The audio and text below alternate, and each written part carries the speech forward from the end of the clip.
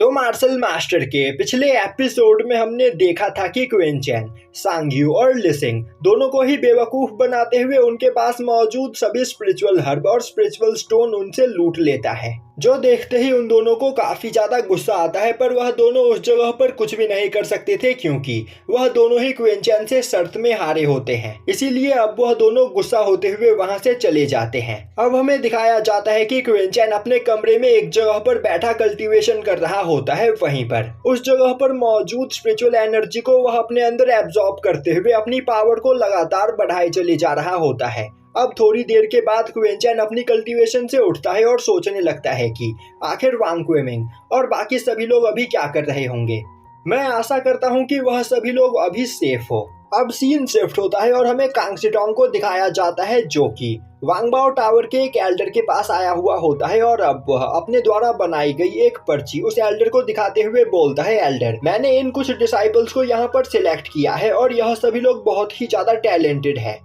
तो मैं चाहता हूं कि आप इन सभी लोगों को 5 एलिमेंट सीक्रेट रैलम में जाने की परमिशन दे, जिस जगह पर यह सभी लोग कल्टीवेशन करके अपनी पावर को काफी ज्यादा बढ़ा सकते हैं। अब वह एल्डर कांग सिटोंग के द्वारा बनाई गई पर्ची पर एक नजर मारते हुए बोलता है, मुझे पता चला कि यह चारों लोग लोअर डोमेन से यहाँ पर आ रहे हैं।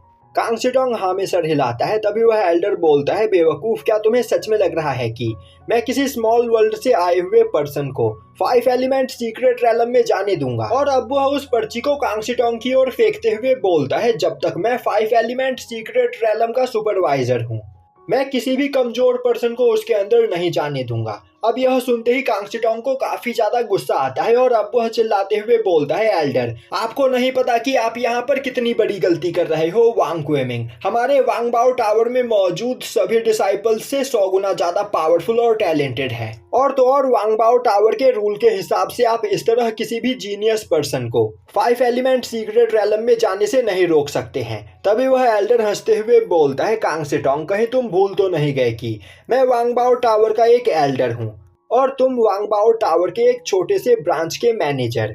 तो तुम्हारी मेरे सामने कोई भी औकात नहीं। और एक बार मैंने तुम्हें मना कर दिया कि मैं इन लोगों को 5 एलिमेंट सीक्रेट रैलम में नहीं जाने दूंगा, तो क्या तुम्हें मेरी बात समझ में नहीं आती है। यह सुनते ही कांग सिटोंग को और भी ज्यादा गुस्सा आता है, पर वह उस जगह पर कुछ भी नहीं कर सकता था। तभी वह एल्डर कांग सिटोंग को वहां से जाने के लिए बोलता है और अब कांग सिटोंग गुस्से में अपनी पर्ची को उठाते हुए वहां से जाने लगता है। अब कांग सिटोंग वांग क्वेमिंग और बाकी सभी लोगों के पास आते हुए उन्हें इन सभी चीजों के बारे में बताता है, जो सुनकर सभी लोग वहां पर काफी ज्यादा दुखी होते हैं। तभी वांग क्वेमिंग बोलता है, मास्टर, हमने आपको यहाँ पर परेशान किया, इसके लिए प्लीज हमें माफ कर दीजिए। और इससे क्या हुआ कि हम 5 एलिमेंट सीक्रेट रैलम में नहीं जा पाए, हम अभी भी यहाँ पर आपके डिसाइपल्स बनकर रह सकते हैं, तो आपको यहाँ पर सैड फील करने की कोई भी जरूरत नहीं। तभी कांग सिटोंग आगे बढ़ते हुए बोलता है, तुम सभी लोगों को परेशान होने की कोई जरूरत नहीं, मुझे भले ही यहाँ पर कुछ भी क्यों ना करना पड़े, मैं तुम चारों को 5 एलिमेंट सीक्रेट रैलम में भेज कर ही रहूंगा। और अगर मैं यह करने में फेल हो गया तो मैं मास्टर क्विंचेन से कभी भी नजरें नहीं मिला पाऊंगा। और अब वह वहां पर परेशान होते हुए सोचने लगता है कि आखिर अब उसे इस जगह पर क्या करना चाहिए, क्योंकि वह एल्डर चाहे कुछ भी क्यों ना हो जाए उन चारों को 5 एलिमेंट सीक्रेट रैलम में नहीं जाने देगा, क्योंकि वह मुझसे काफी ज्यादा जलता है। तभी उसे वहां पर एक आइडिया आता है और अब वह सभी लोगों को उसके पीछे चलने के लिए बोलता है। अब सीन शिफ्ट होता है और हमें दिखाया जाता है कि कांग सिटोंग उन चारों को अपने साथ लेकर किसी जगह की ओर जा रहा होता है। वहीं पर वह सभी लोग एक बर्फीले तूफान में फंसे हुए होते हैं और उस बर्फीले तूफान की वजह से वहां पर सभी लोगों की हालत खराब हो रही होती है। तभी वांग वूसांग बोलता है, मास्टर कांग, आखिर हम सभी लोग जा कहाँ रहे हैं, इस जगह की हालत सच में बहुत ही ज्यादा खराब है और मुझे नहीं लग रहा कि मैं इस जगह पर अब 1 मिनट भी सरवाइव कर पाऊंगा। तभी वहां पर खड़ी एक लड़की अपने सामने मौजूद एक पैलेस की ओर इशारा करते हुए बोलती है, क्या हमें उस जगह पर जाना है।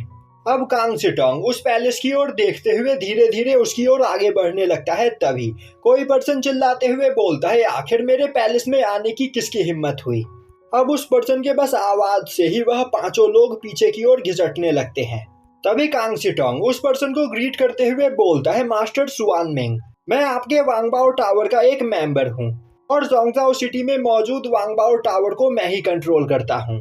तभी वांग क्वेमिंग और बाकी सभी लोग भी अपना हाथ जोड़ते हुए उस आइस पैलेस के सामने खड़े हो जाते हैं। तभी वह पर्सन बोलता है, तुम बस वांगबाओ टावर के एक छोटे से कोर डिसाइपल हो, तो आखिर तुम्हारी हिम्मत कैसे हुई मेरे आइस पैलेस की ओर आने की। यह बोलते हुए वह वहां पर और भी जोर से चिल्लाता है, जिससे वहां पर चल रहा बर्फीला तूफान और भी ज्यादा तेज हो जाता है और अब उस बर्फीले तूफान की वजह से सभी लोगों की हालत खराब होने लगती है। तभी कांग सिटोंग नील डाउन करते हुए मास्टर सुआन मिंग से माफी मांगने लगता है, पर वह बर्फीला तूफान इतना ज्यादा खतरनाक होता है कि कांग सिटोंग की बॉडी उस जगह पर फ्रीज होने लगती है।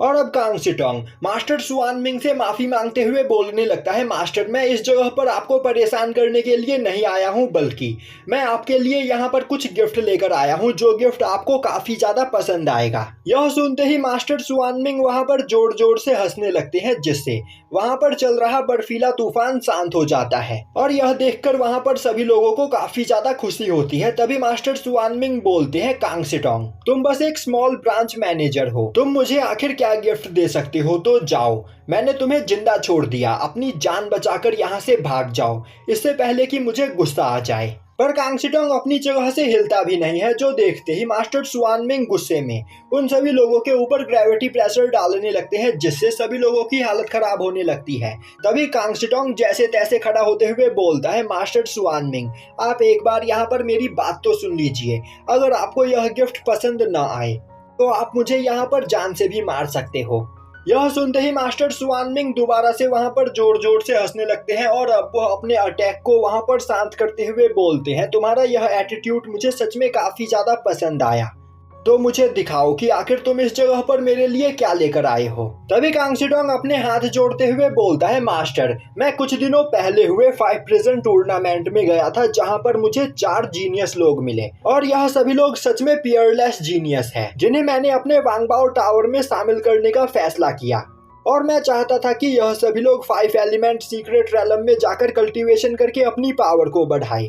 पर सीक्रेट रैलम के रूलिंग एल्डर ने इन चारों को 5 एलिमेंट सीक्रेट रैलम के अंदर लेने से मना कर दिया। फिर मुझे पता चला कि आप यहाँ पर अपने लिए कुछ पावरफुल डिसाइपल्स को ढूंढ रहे हो, इसीलिए मैं इन चारों को यहाँ पर आपके पास लेकर आया हूँ, क्योंकि अगर यह चारों मेरे साथ रहेंगे तो इनका टैलेंट यहाँ पर वेस्ट हो जाएगा। इसीलिए मैं चाहता हूँ कि आप इन चारों को एक बार देखिए, मुझे पूरा यकीन है कि यह चारों आपके डिसाइपल बनने के वर्दी है।